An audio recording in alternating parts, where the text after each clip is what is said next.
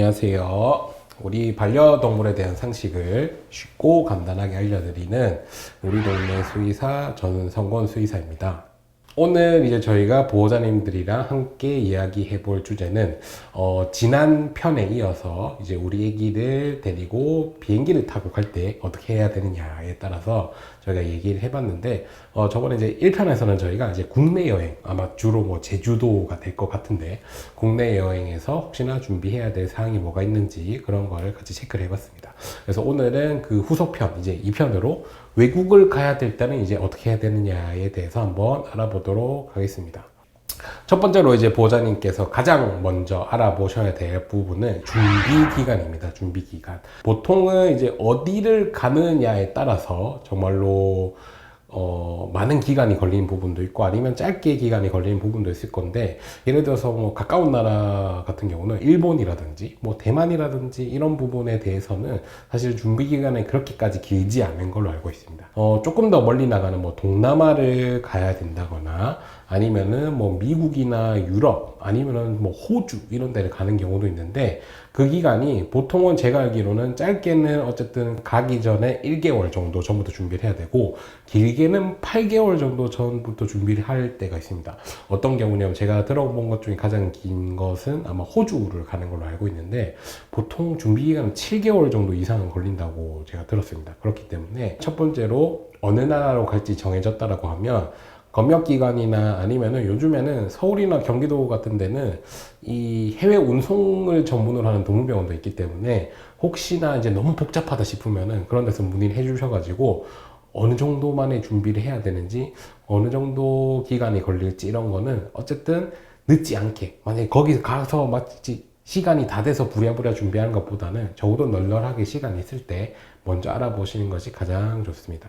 그리고 두 번째로 체크해야 될 부분은 이제 비행기인데, 비행기 같은 경우는 사실 제가 저번에 국내 편에서 말씀드렸듯이 한 항공기 내에 뭐 두 수가 정해져 있고, 그리고 이게 될지 안 될지는 그 편명에 따라서 다 다르다고 말씀드렸는데, 외국 같은 경우는 조금 더 엄격해집니다. 보통은 국내 항공 같은 경우는 뭐 저가 항공이랑 아니면 저희가 국적기라고 하죠. 보통 그런 항공사 모두 거의 대부분 받아들인 걸로 알고 있는데, 사실은 외국을 갈 때는 저가 항공 비행기는 제가 알기로 안 되는 걸로 알고 있습니다. 그래서 항공사마다 세세하게 다 다를 수 있겠지만 꼭 확인해 봐야 될 거는, 이게 말 그대로 내가 타는 비행기 편이랑 우리 애기가 가는 비행기 편이 우리 애기를 동반해서 갈 수 있는지, 아니면은 다른 나라 같은 경우, 예를 들어서 제가 뭐 호주 얘기를 주로 자주 하는데, 호주 같은 경우는 보호자님이랑 애기랑 따로 가야 되는 걸로 알고 있어요. 그렇기 때문에 같이 갈 수 없으니까 그런 부분을 꼭 체크를 해보셔서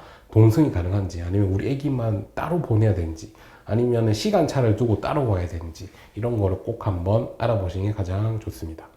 그리고 세 번째로는 대부분의 외국을 나가는 우리 친구들은 동물 등록이 되어 있어야 할 거예요. 왜냐면은 대부분의 나라에서 요구하는 게 마이크로칩이라고 해서 동물 등록 번호가 있냐 없냐를 주로 많이 보기 때문에 꼭 동물 등록을 해야 됩니다.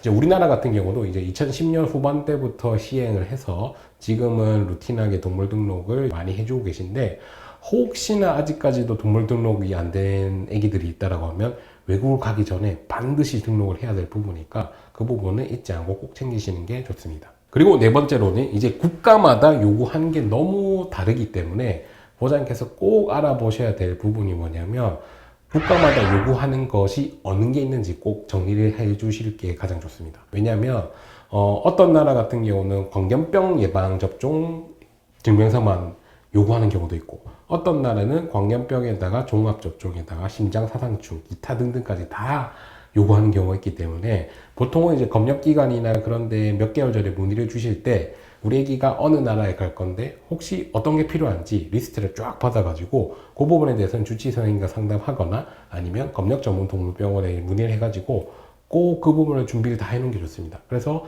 나라마다 뭐 딱 정해진 게 있는 게 아니라, 예를 들어서 동남아를 하더라도 뭐 태국 다르고 필리핀 다르고 다 다르기 때문에 이 부분 그 나라, 방문한 나라의 실정에 맞게 그 나라의 법에 따라야 되기 때문에 일단은 최대한 문의해서 다 알아보시는 게 좋습니다.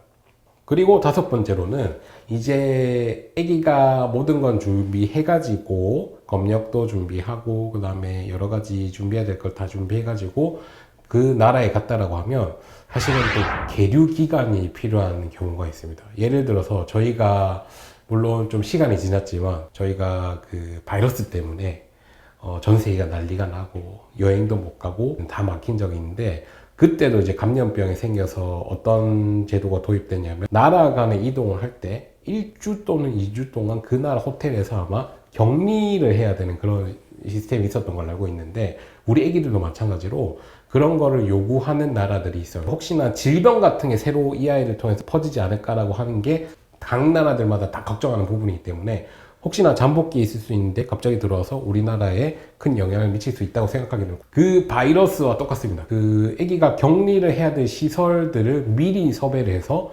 보호자님들이 예약을 미리 해놔야 된다고 하는 나라도 있어요. 그래서 보통은 1주 아니면 10일 아니면 2주 동안 계류를 하고 나서 아마 들어가는 나라도 있을 건데 예를 들어서 계류를 해야 될 시설이나 호스텔이라든지 이런 걸 또 구해야 되기 때문에 그 부분도 반드시 체크를 하셔서 시간이 다 되어서 부랴부랴 준비하지 않게 그런 부분도 다 준비를 해야 될 부분으로 보입니다. 그 다음에 마지막으로 우리 아기가 결국은 뭐 여행을 잠깐 가는 건 상관없는데 혹시나 뭐 장기 체류를 한다거나 아니면은 같이 뭐 이민을 가게 되는 그런 경우는 꼭 우리 아이에 대한 건강에 대한 증명서라든지 아니면 한국에서 병원에 다녔던 기록 등을 떼가시는 게 가장 좋습니다. 그래서 대표적으로는 어떤 접종을 언제 맞았고 어떤 접종을 몇 년 주기로 맞았고 그리고 우리 아기가 어떤 질병이나 이런 걸 관리받고 있었는지를 꼭 떼가시는 게 좋을 것 같은 게 왜냐하면 거기서 장기적으로 체류를 할 때는 분명히 아기가 혹시나 문제가 생기거나 아플 수도 있는데 그게 이제 외국 수의사가 보기에는 어떤 걸 했는지 전혀 모르기 때문에 이제 한국에서 그런 걸 준비를 해간다라고 하시면은 충분히 많은 도움이 될 수 있을 것 같아서 그런 부분도 꼭 준비하시는 게 좋을 것 같습니다.